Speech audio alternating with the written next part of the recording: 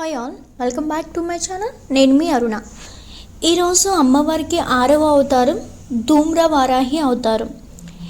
ఈ యొక్క ఆషాఢ మాసంలో వచ్చే నవరాత్రుల్ని గుప్త నవరాత్రులు అంటారు. అంటే రహస్యంగా చేసుకునేటటువంటివి. అమ్మవారికి సూర్యోదయం కన్నా ముందు లేదా సూర్యాస్తమయం తర్వాత పూజ ప్రారంభించాలి. మార్నింగ్ టైం పూజ చేసుకునే వాళ్ళు తప్పకుండా బ్రష్ తోముకునే పూజ చేస్తారు కదండి. అలాగే సాయంత్రం పూట పూజ చేసుకునే వాళ్ళు కూడా ఫస్ట్ బ్రష్ చేయాలి. అప్పుడే అమ్మవారికి పూజ స్టార్ట్ చేయాలి. మీరు మార్నింగ్ టైం పూజ చేస్తే ఈవినింగ్ టైం దీపం పెట్టుకోండి. ఇన్కేస్ ఈవినింగ్ టైం పూజ చేస్తే కనుక మార్నింగ్ టైం ఓన్లీ దీపం పెడితే సరిపోతుందండి. సో ఈ వారాహి నవరాత్రులలో 6వ రోజు వారాహి అమ్మవారిని ధూమ్ర వారాహి అనే అమ్మవారి రూపంలో కొలవాలట. ఈ ధూమ్ర వారాహిని అమ్మవారు నారదుడికి ఇంద్రాణి అనే అప్సరస్కు జన్మించినటువంటి అమ్మవారు. కందగడ్డిలో దీపారాధన చేసినట్లయితే అమ్మవారు చాలా సంతోషిస్తారట. ఈ ధూమ్ర వారాహి అమ్మవారికి నైవేద్యం పులిహోర అలాగే కేసరి అంటే చాలా ఇష్టమంట. వాటితో పాటు కందదుంప, పనస పండ్లు, దానిమ్మ గింజలు, బెల్లం పానకం, తేనె ఈ ప్రసాదం అంతా అమ్మవారికి సమర్పించవచ్చు. అలాగే ఈ ప్రసాదం కుటుంబ సభ్యులందరూ తినవచ్చు కూడా.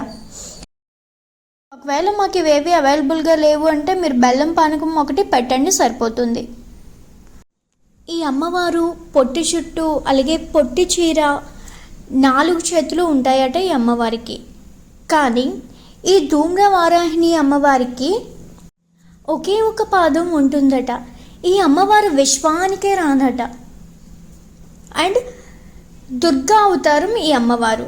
ఈ ధూమ్ర వారాహి అమ్మవారు పంటలకు వచ్చే తెగుళ్ళ నుండి అలాగే మనుషులకు వచ్చే వ్యాధుల నుండి రక్షిస్తారట ఈ అమ్మవారు.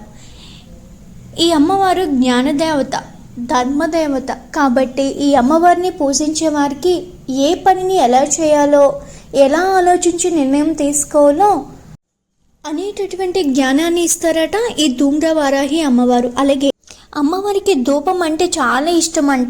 ఈ అమ్మవారికి ధూపంలో ఇవి పెడితే మీరు అనంతమైనటువంటి పుణ్య ఫలితాన్ని మీరు ఆ వారాహి అమ్మవారి నుండి పొందుతారట.